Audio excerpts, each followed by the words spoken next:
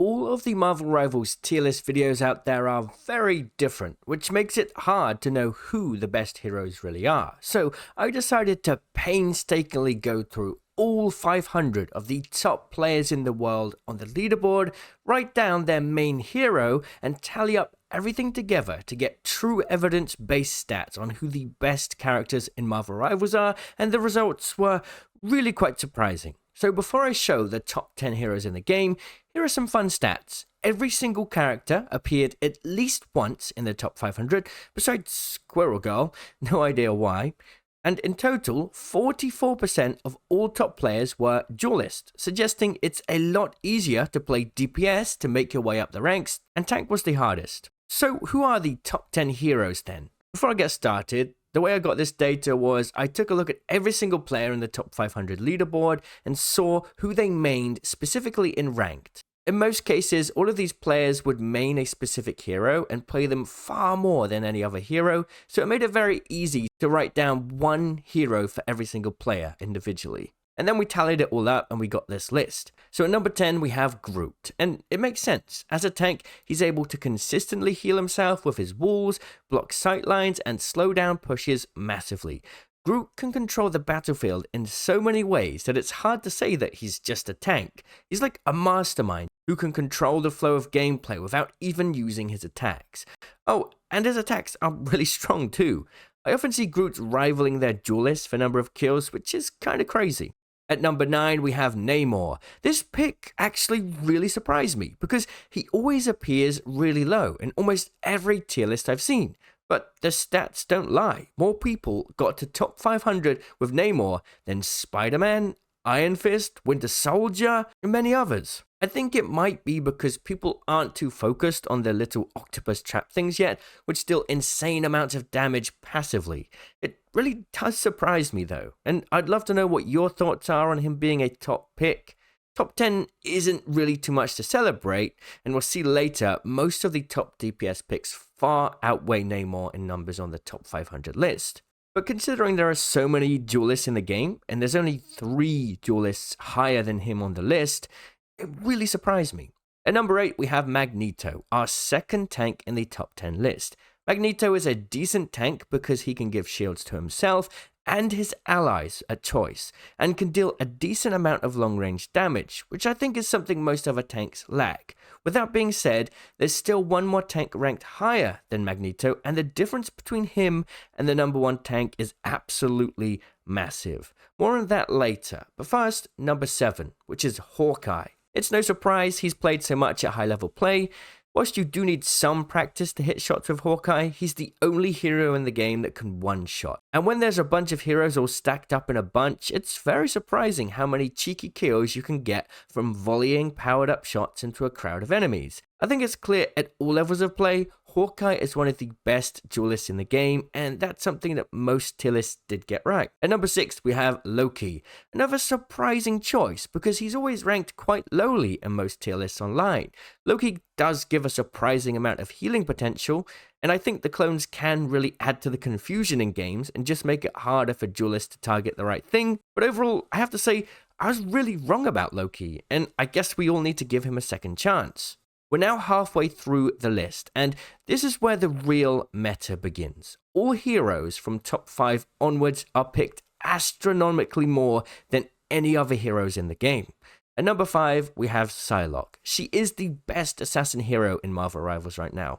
Not only does she have ranged attacks, making her better than other assassins like Black Panther and Iron Fist, but she has great escape abilities with dashes and invisibility. You'll notice all of the DPS heroes in the top 5 have a few things in common.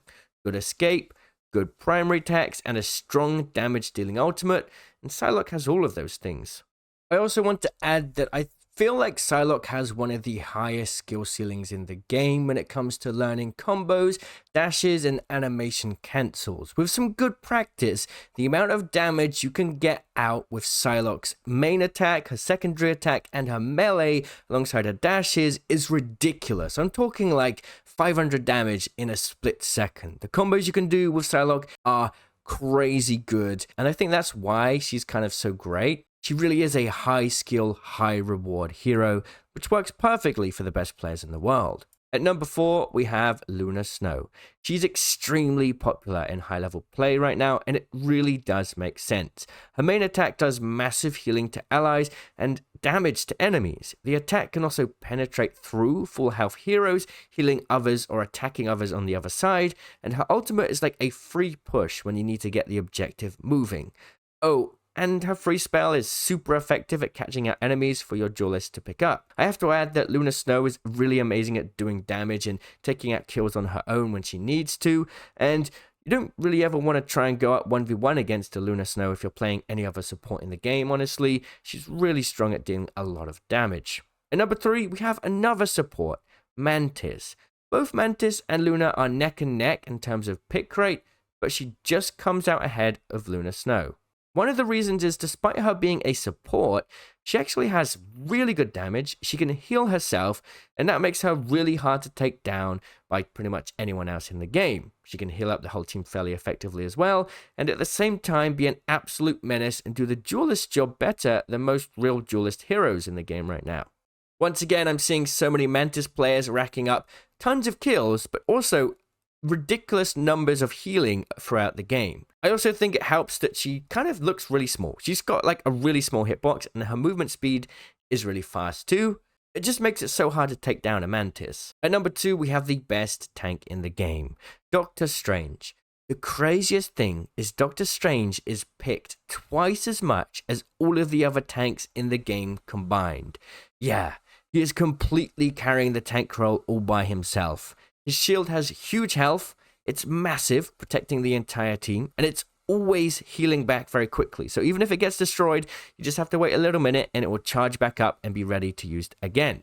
It has a lot of great damage too, which is something most other tanks struggle at least not at the level Doctor Strange does. And I think the shift ability, which allows him to float into the air, is a really good way to escape when you need to get out of dangerous situations, and it's really amazing at getting away from melees or Scarlet Witch, the kind of characters that like to target tanks. For example, Wolverine, Iron Fist, Scarlet Witch, they're not going to have such an easy time taking out Doctor Strange. So sometimes when you play the tank role, you'll have some players that just keep assassinating you because you are so good at doing tank that the team feels like that's the only choice they have to get the game rolling on their side.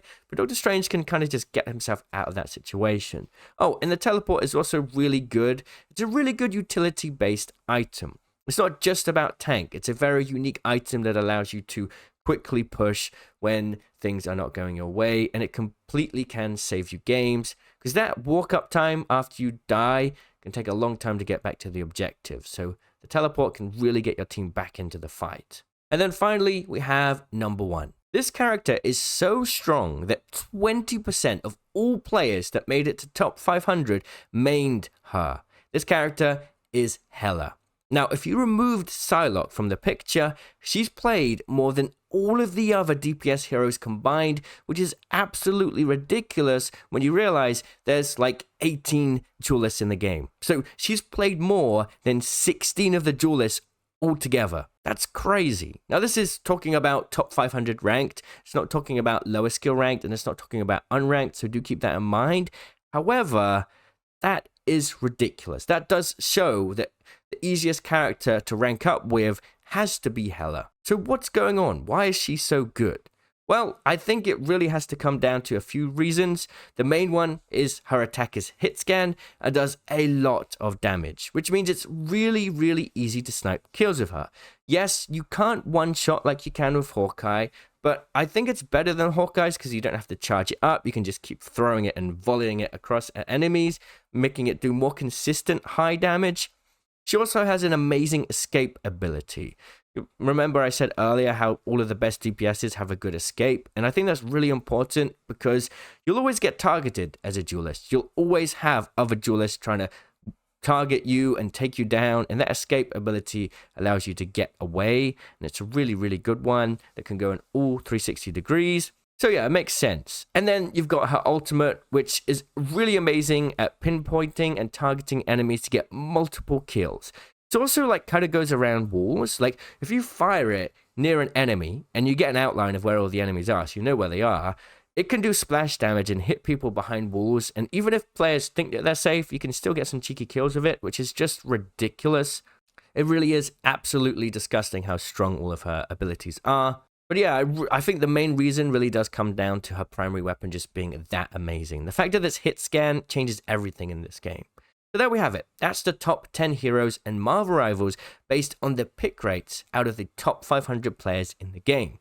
What hero on this list surprised you the most, and what hero were you surprised not to see on this list?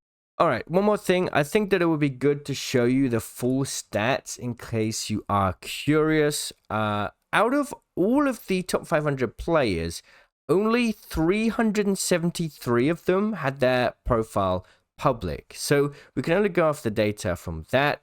We can see that 73 players chose Hela out of those 373, meaning it's 19.57% of all players chose Hela, which is ridiculous. And then the same can be said for all of these characters. This is their amount played, and this is their percentage. Go all the way down to the bottom, and you have some that are picked just a couple times.